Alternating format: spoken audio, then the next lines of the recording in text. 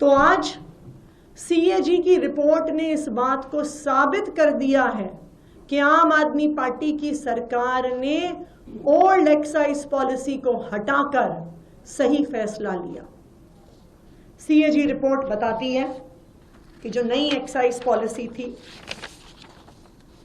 Increased transparency थी, उसमें black market sales को कर्व करने के तरीके थे और उसमें दिल्ली सरकार के रेवेन्यू को बढ़ाने के तरीके थे। ये मैं नहीं कह रही हूं, आज मैं तो कई सालों से कह रही हूं, लेकिन आज सीएजी रिपोर्ट बता रही है अपने 8वें चैप्टर में कि जो न्यू एक्साइज पॉलिसी 2021 में दिल्ली सरकार, आम आदमी पार्टी की सरकार लेके आई, उस एक्साइज पॉलिसी के माध्यम से दिल्ली सरकार का खजाना बढ़ना चाहिए था।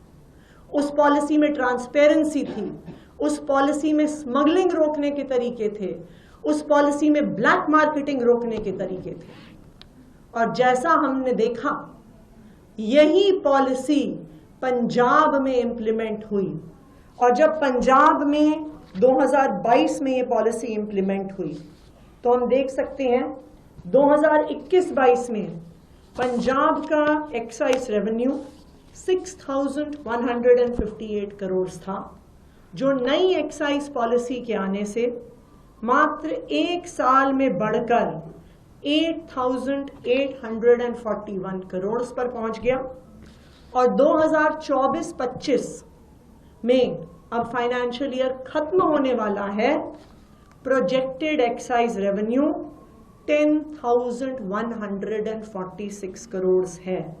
यानी 2021 से 2025 में इस न्यू एक्साइज पॉलिसी से, जो ट्रांसपेरेंट है, जो स्मगलिंग रोकती है, जो ब्लैक मार्केटिंग रोकती है, उसमें पंजाब में 65% इंक्रीज इन रेवेन्यू हुआ है।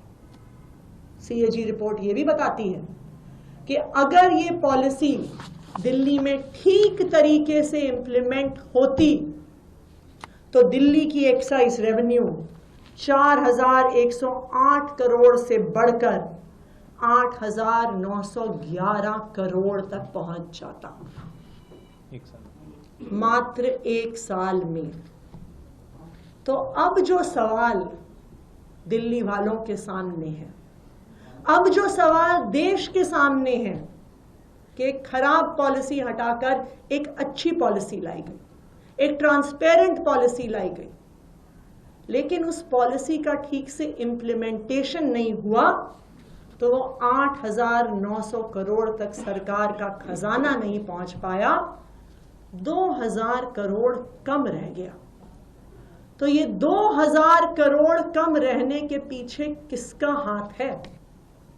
किसने रोकी इस पॉलिसी की इंप्लीमेंटेशन? किसने ये 2,000 करोड़ का सरकारी खजाना बढ़ने से रोका? इस सीएजी रिपोर्ट के आधार पर उस पर इन्वेस्टिगेशन होना जरूरी है और मैं उम्मीद करती हूं कि उस पर इन्वेस्टिगेशन होगा, क्योंकि ये इंप्लीमेंटेशन रोकने के पीछे 3 लोग जिम्मेदार हैं। सबसे पहले भारतीय जनता पार्टी के लेफ्टिनेंट गवर्नर, सबसे पहले कसूरवार, जिन्होंने न्यू एक्साइज पॉलिसी इंप्लीमेंट नहीं होने दी, बीच में रोड़े अटकाए, उस पॉलिसी को जमीनी स्तर पर नहीं उतरने दिया। कसूरवार number 2, central bureau of investigation, जिसने इस पॉलिसी का 1 साल पूरा होने से पहले इस पॉलिसी के आधार पर एफआईआर करी।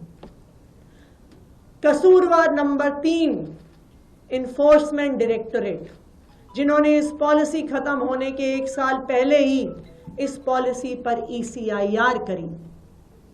एलजी साहब की रोक टोक के बाद, सीबीआई की एफआईआर के बाद, ईडी की ईसीआईआर के बाद किसी भी अफसर की हिम्मत नहीं थी कि इस पॉलिसी पे फिर से साइन कर दें।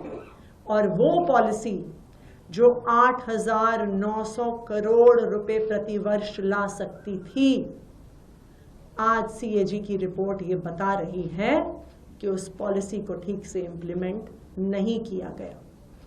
तो आज हमारी ये मांग है कि भारतीय जनता पार्टी के एलजी साहब, भारतीय जनता पार्टी की सीबीआई और भारतीय जनता पार्टी की इन्फोर्समेंट डायरेक्टोरेट पे इन्वेस्टिगेशन हो।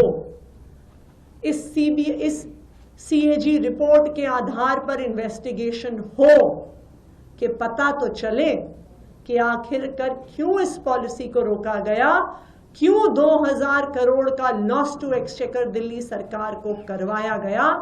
इस पर इन्वेस्टिगेशन होनी चाहिए और इस पर एफआईआर होनी चाहिए।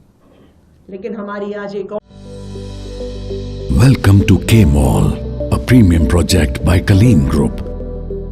K-Mall is in the heart of Kolkata's electronic, garment and lifestyle hub, Khidirpur. K-Mall, which is designed as a world-class mall, is the outcome of endless effort of our experts, combined with modern superb techniques and new age design. Book now